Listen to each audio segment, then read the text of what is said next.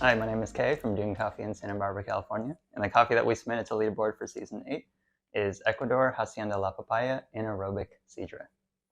So there's a lot going on with this particular coffee. I think the Sidra variety is one that I would start thinking about when identifying this coffee on a cupping table.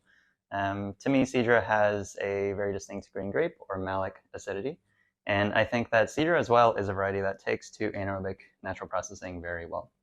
I think if we think about the flavors that are intensified from the anaerobic process, Sidra, while it has a lot of those varietally typical flavor characteristics, I think those flavors work really well when combined with what gets intensified through anaerobic processing.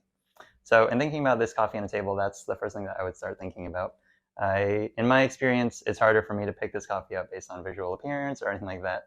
I will say that with the anaerobic processing, especially with this coffee, which saw 120 hours in tank, thinking about how that processing method will affect the kind of final roast color of the beans. When you look at coffees with a longer anaerobic processing time, you can oftentimes see different levels of color or darkness in the coffee beans themselves. And I don't think this necessarily always has to imply that there was uneven roast.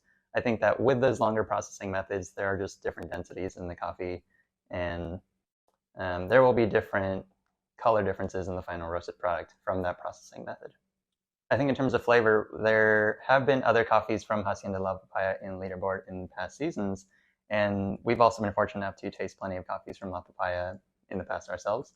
I actually competed with a coffee very similar to this one in 2020, and I think something that we've found here at Dune in tasting coffees from La Papaya is that there, at least to me, there is a distinct kind of floral quality present in all of the coffees that we experience from them. So both in the wash process coffees, where I find something a little bit more akin to white flowers, in the naturally processed coffees or the anaerobic naturally processed coffees, there's something a little bit more like maybe crushed violet or rose present in a lot of those coffees. So when I'm tasting coffees from La Papaya, that is one of the things that stands out to me in terms of placing the farm or the coffee that is from a particular farm. And then I think from there, thinking about the variety and processing, we have tasted coffees like this one. So we've tasted different lengths of processing time.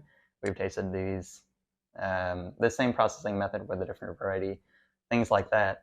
I think that when we think about an archetype for a particular coffee or a particular processing method, it's a little bit hard to say because there are so many factors going on with this coffee. It is from a very specific farm. It is a very specific variety with a very specific processing method. And I think it's fair to say that there aren't that many iterations of that. There aren't many of this same permutation available for us to say that this is a good archetype for all anaerobic processed Sidras from Ecuador.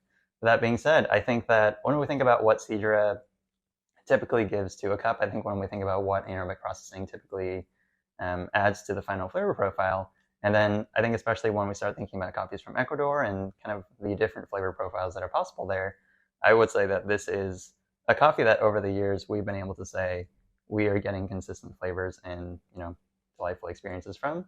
And in that sense, it's really exciting because we're almost building on this possibility of what these coffees can taste like.